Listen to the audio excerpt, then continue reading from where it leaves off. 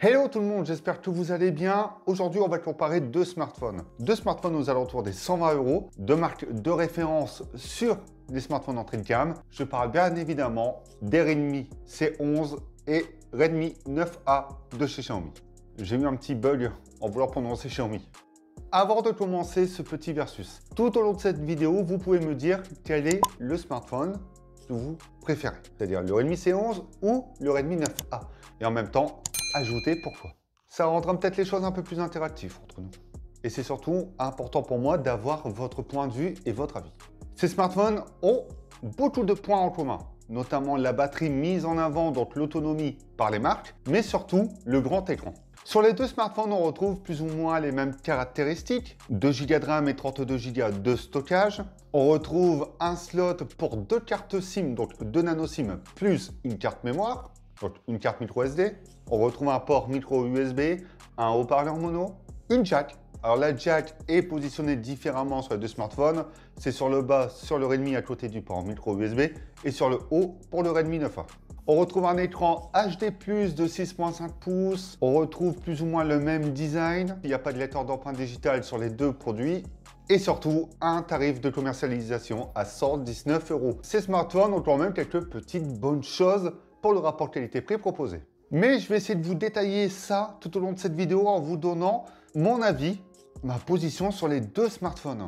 Parce qu'on a deux smartphones en plastique. Donc des smartphones tout en un avec cette sensation un peu striée qui donne un aspect anti-dérapant. Les deux smartphones retrouvent une borne qui longe le module photo le long du smartphone au dos, à savoir que le module photo est différent. Sur le Redmi C11, on a un module photo carré avec deux capteurs, alors que sur le Redmi 9A, nous n'avons qu'un seul capteur photo avec le flash. Forcément, la borne sera beaucoup plus petite et beaucoup plus discrète sur le Redmi 9A. Mais en soi, j'ai préféré le Redmi sur la sensation en main, sur l'ergonomie, parce que je trouve le plastique beaucoup plus léger et un peu plus travaillé. Et les reflets, je les trouve aussi sympas. Le Xiaomi sera vraiment destiné à des personnes qui souhaitent une couleur simple, sobre et un peu plus distrait. Mais ça, sincèrement, ça ne joue pas à grand-chose. Les bordures sur l'écran font partie du design et sont beaucoup plus fines sur le Redmi que sur le Redmi 9A. Les bordures sont plus travaillées, le notch reste le même, c'est quasiment la même taille, mais le menton, et c'est surtout là où ça se voit, est moins épais sur le Redmi que sur le Redmi 9A, ce qui fait que le design est un peu plus affiné. Rien ne change sur la prise en main, on est quasiment sur la même taille sur les deux smartphones, mais c'est simplement que visuellement, ça apporte cette petite chose en plus sur le Redmi que sur le Redmi 9A. Et sur le Redmi, on a cette sensation 2D, même visuellement, on remarque que l'écran se courbe très légèrement. Petit détail qui peut faire la différence. Sinon, votre choix ne va vraiment pas s'orienter sur ça, puisque les différences sont vraiment minimes en termes de design. C'est surtout une question de goût. L'écran, comme je disais, 6.5 pouces, HD+, et IPS pour les deux. Alors, en soi, on aura plus ou moins la même définition. Ça ne va pas changer grand-chose entre les deux. Ce qui pourra vous orienter sur votre choix, c'est la luminosité. Et elle sera quand même plus puissante sur le Redmi que sur le Redmi 9A.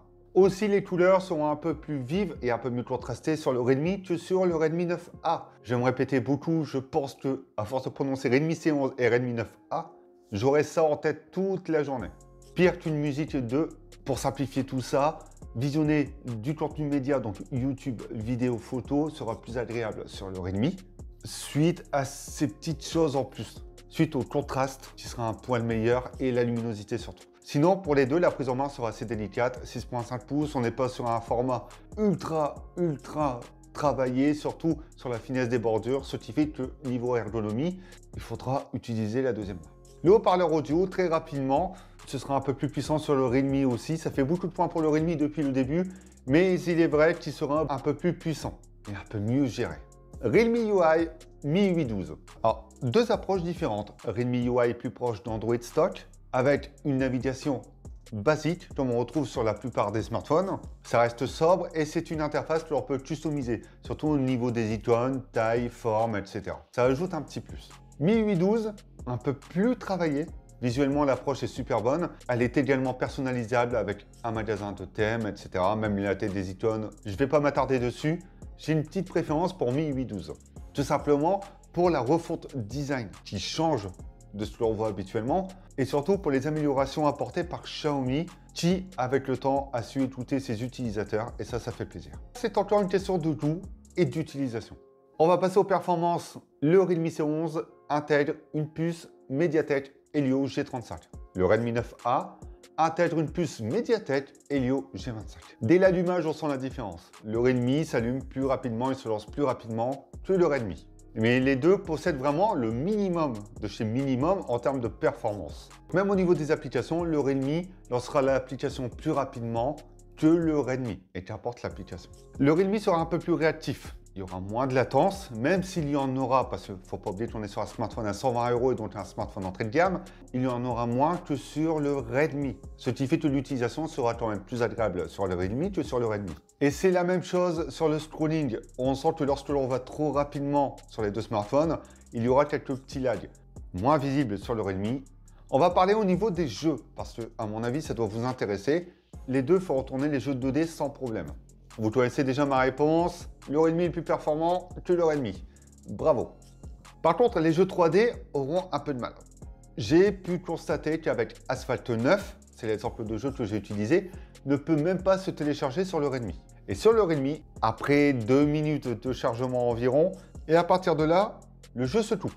Il y aura donc certains jeux ultra gourmands qui ne passeront pas sur les deux smartphones ou se lanceront, mais où il y aura quelques petits soucis. N'oubliez pas que ces deux smartphones sont faits pour un usage basique, donc réseaux sociaux, web, écoute de musique, YouTube, etc. Enfin bref, vous m'avez très bien compris et n'espérez pas jouer à des jeux énormes avec ces deux smartphones.